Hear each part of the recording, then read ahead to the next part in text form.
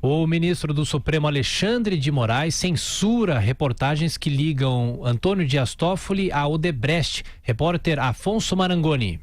O ministro Alexandre de Moraes, do Supremo Tribunal Federal, censurou nesta segunda-feira reportagens da revista Cruzoé e do site O Antagonista. Ele atendeu a um pedido do presidente da Corte, ministro Dias Toffoli, que questionou notícias que o ligavam à empreiteira Odebrecht. Na sexta-feira, a Cruzoé revelou um documento em que o empreiteiro e delator Marcelo Odebrecht esclareceu que o codinome amigo do meu pai se referia a Toffoli. Na decisão, Alexandre de Moraes estabeleceu multa de R$100 mil por dia de descumprimento. Segundo a revista Cruzoé e o site O Antagonista, a decisão foi cumprida imediatamente, mas mesmo assim, o ministro multou as empresas em R$100 mil por supostamente terem deixado de obedecer à decisão. O magistrado ainda determinou que a Polícia Federal intime os responsáveis pelos 2 veículos de comunicação para que prestem depoimentos no prazo de 72 horas. Para o jurista Modesto Carvalhosa,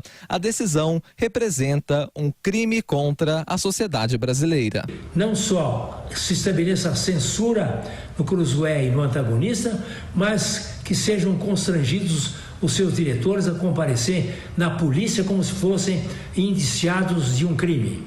Vamos reagir a mais esta barbaridade praticada por membros do Supremo Tribunal Federal. A determinação do ministro Alexandre de Moraes repercutiu no Congresso. Falando na tribuna, o senador Jorge Cajuru, do PSB de Goiás, disse que a decisão não tem cabimento. Um tempo desse, 2019?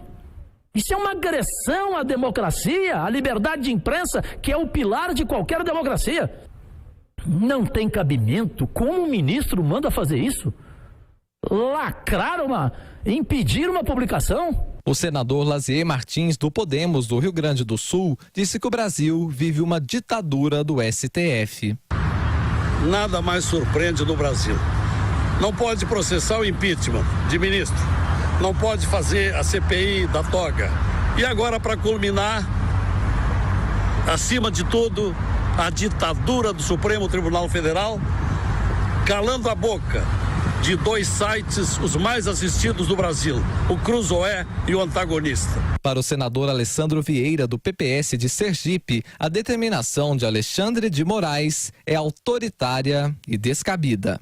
Ela atenta contra a liberdade de imprensa, ela atenta contra o direito do cidadão de se informar. E é mais uma prova, se é que precisava de mais prova, da necessidade e da urgência da CPI dos tribunais superiores. Alessandro Vieira foi o autor do requerimento para instaurar a CPI da Lava Toga, que ainda aguarda a decisão final do plenário do Senado. A comissão pretende investigar o ativismo judicial em tribunais superiores, como o Supremo Tribunal Federal e o Superior Tribunal de Justiça. A rede entrou com um pedido de liminar no Supremo para que a decisão de Alexandre de Moraes seja revogada. Ao justificar a decisão, o senador Randolfo Rodrigues destacou a importância de se restabelecer o princípio da liberdade de imprensa que está previsto na Constituição.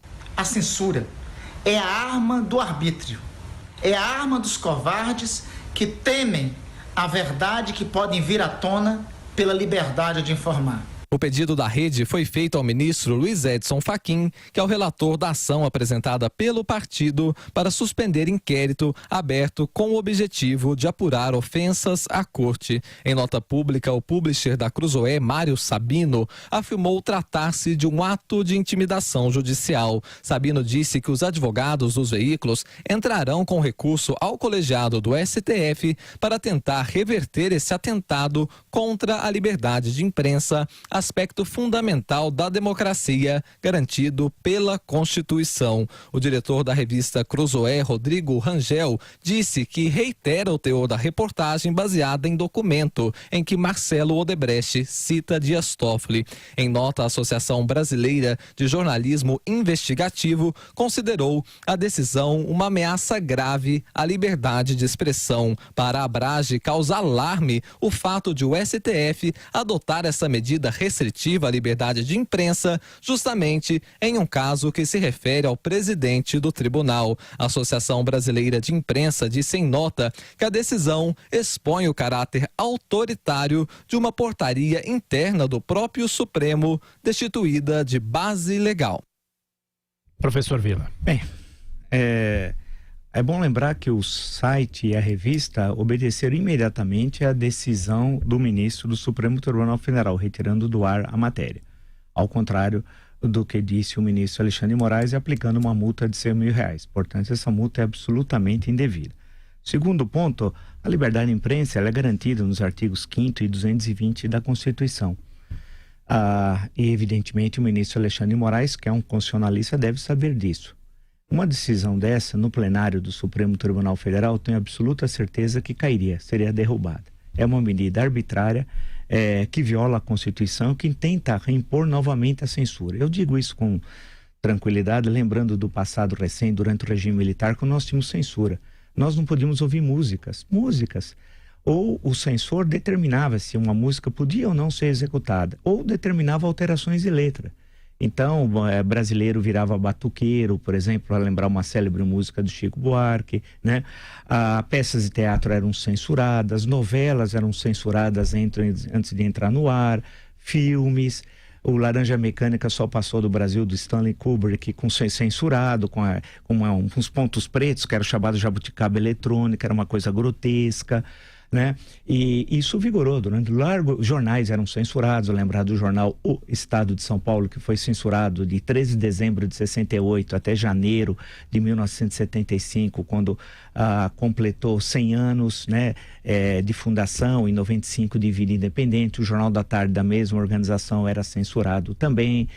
Jornais da imprensa independente, como Opinião, Movimento, célebres jornais, eram censurados. O Pasquim censurado, muitos, e no momento que os jornalistas do Pasquim foram presos, inúmeros foram presos, né? Então não podemos nos esquecer desses tristes momentos da liberdade de imprensa no Brasil, quando ela foi rasgada e havia censura, imposição, prisão de jornalistas, tal, e toda a censura de livros, incêndio de editoras, Editora Civilização Brasileira. Eu podia listar aqui 20, 30 fatos lamentáveis. Não é possível que, sob a égide da Constituição de 1988, que com todos os efeitos disparada é a melhor Constituição do Brasil, liberdade que é garantida nos artigos 5º e 220 da Constituição, o ministro do Supremo Tribunal Federal haja dessa forma. Essa decisão, tenho certeza, se chegar ao plenário, ela vai ser revogada e tem de haver uma resposta coletiva dos jornalistas, dos órgãos de imprensa em defesa das liberdades. É bom lembrar, e para concluir, que as liberdades, de um lado, estão sendo atacadas pelas instituições oficiais, como o Supremo Tribunal Federal, e pelos extremistas, à direita e à esquerda. Eu já fiz diversas vezes observações sobre esse fato aqui. Os ataques violentos que a liberdade de imprensa recebe dos setores também extremistas, inclusive que estão dentro do governo federal.